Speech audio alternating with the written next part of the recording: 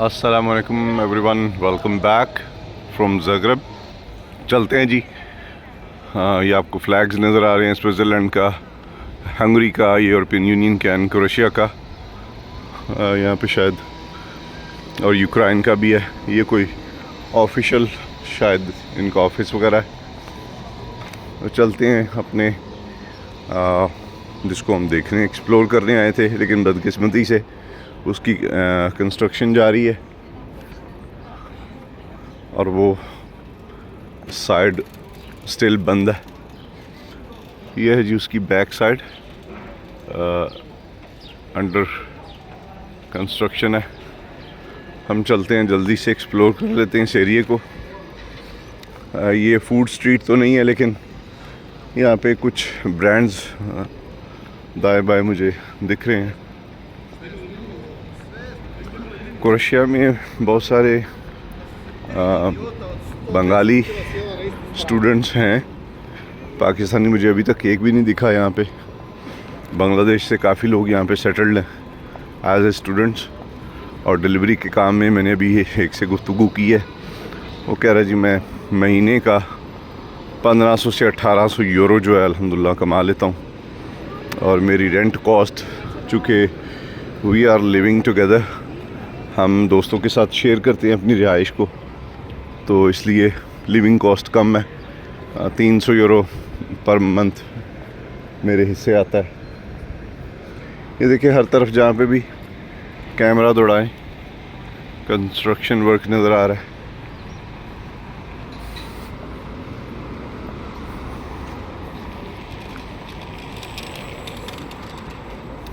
Overall view जो है Zagreb का वो बहुत खूबसूरत है। मौसम आज बहुत ज़बरदस्त होने वाला है, और 4:15 में दोबारा यूरोप की दी बेस्ट और चीपेस्ट बस सर्विस जो है फ्लिक्स बस, उससे मैंने अपनी टिकट परचेज़ कर ली है फॉर नेक्स्ट डेस्टिनेशन। तो अभी दिन की सुबह और उजाले में ही मैं आपको बता देता हूँ कि my next destination from 4:15 from Zagreb to Republic of Serbia, Belgrade. Belgrade के बारे में इन्फॉर्म करता चलूँ, Belgrade not part of the European Union, not part of the Schengen member, but if you have a UK, Schengen और US visa which is valid for multiple entries, आप enter कर सकते हैं without any additional Serbian visa के। तो Serbia के अंदर enter होने के बाद मैं आपको, ये भी बहुत कदीम इमारत है, सिंस सोवियत यूनियन से इसका ताल्लुक़ है। तो मैं बता रहा था, बात कर रहा था, रिपब्लिक ऑफ सर्बिया, आपके पास यूके का, यूएस का और शेंगन वीज़ा वैलिड है, तो आप विदाउट एडिशनल सेपरेट वीज़ा आप जा सकते हैं रिपब्लिक ऑफ सर्बिया में।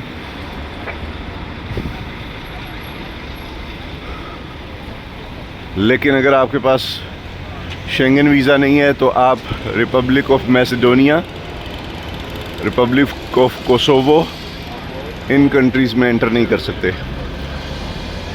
यूके और यूएसए वीज़ा के ऊपर आप कोसोवो, नॉर्थ मैसेडोनिया, यहाँ पे एंटर नहीं कर सकते।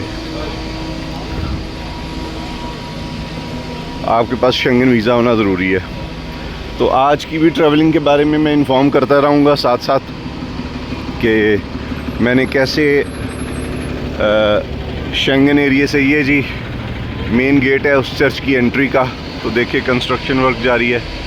मैं नहीं दिखा पाऊँगा अंदर जाके क्योंकि डोर इज़ क्लोज, लेकिन बाकी हम एरिया कवर कर लेते हैं उतनी देर में। तो मैं बताता चलूँगा आपको कि कैसे मैंने एग्ज़िट किया from Serbia to Croatia to Serbia, कैसी रही हमारी बॉर्डर क्रॉसिंग, और on arrival at Serbian border क्या क्वेश्चन मुझसे होंगे, आई डोंट नो, बिकॉज़ मेरा फ़र्स्ट विज़िट है सर्बिया का ज़िंदगी में।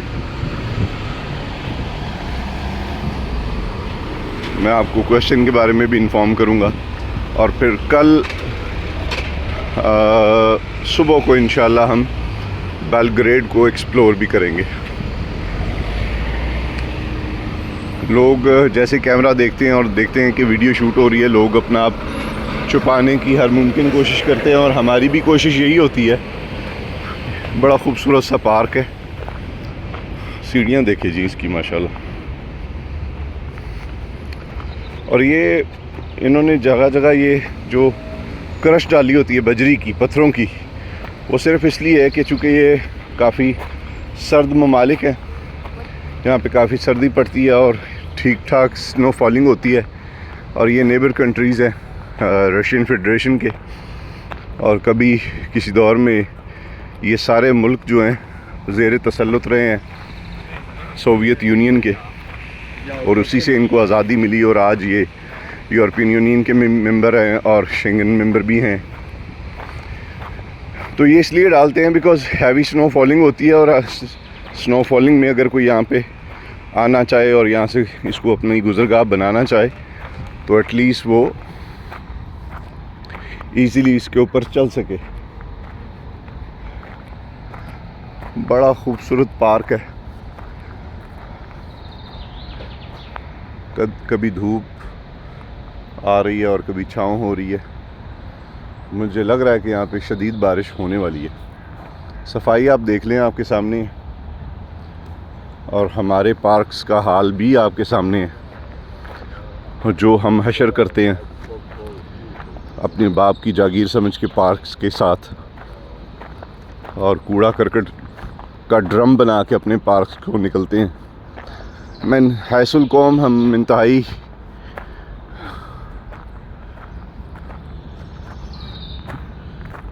क्या मैं वर्डिंग यूज़ करूं, मुझे समझ नहीं आ रही। आप समझ चुके होंगे मैं क्या कहना चाहता हूं। जहाँ पे हम बैठते हैं, इवन जब हम यूरोप से, यूएस से, कनाडा से, ऑस्ट्रेलिया, न्यूजीलैंड से, या दीगर जितने भी ममालिक जहाँ पे पाकिस्तानी बसते हैं, इंक्लूडिंग आयरलैंड एंड इंग्लैंड, जो वापस आ रहे होते हैं ना छुट्टियों में पाकिस्तान, तो हमने वो हशर और नशर किया होता है एयरक्राफ्ट का। ऑन अराइवल जब लाहौर एयरपोर्ट पे जहाज़ रुकता है तो उसके रुकने से भी पहले हम खड़े हो जाते हैं। इतनी हमें काली होती है जहाज़ से नीचे उतरने की। ये कंस्ट्रक्शन वर्क जारी है फ्रॉम द पार्क साइड। बड़ी जल्दी होती है हमें उतरने की। और मैंने तौबा तौबा तौबा हशर देखा है जहाज़ के अंदर का। मैं चूँकि कतर एयरवेज़ का मेंबर हूँ गोल्ड, तो उसी पे ट्रैवल करता हूँ। इस तरह लगता है कि जैसे यहाँ पे एक कौम नहीं बल्कि याजूज माजूज ने हमला किया था।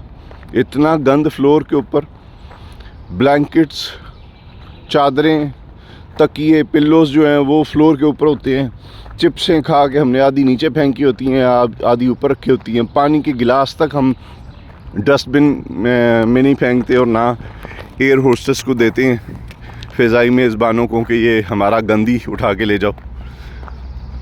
कम से कम इस चीज़ पे भी ख्याल करें।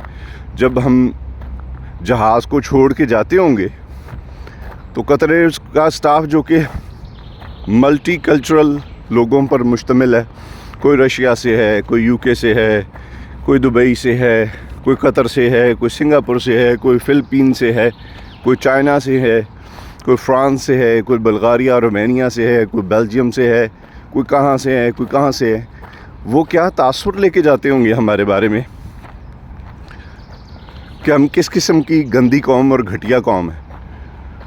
माजरत, वर्डिंग बड़ी सख्त है मेरी, लेकिन आप नेक्स्ट टाइम ट्रैवल करें तो जब जहाज़ को छोड़ें लाहौर, कराची, इस्लामाबाद एयरपोर्ट पे, तो देखिएगा दाएं बाएं सीटों का हशर क्या हमने किया होता है। तो हम ये मैसेज दे के जा रहे होते हैं मल्टी कल्चरल नेशनैलिटीज़ को कि देखें जनाब हमारी औकात ये है और हम ये करते हैं।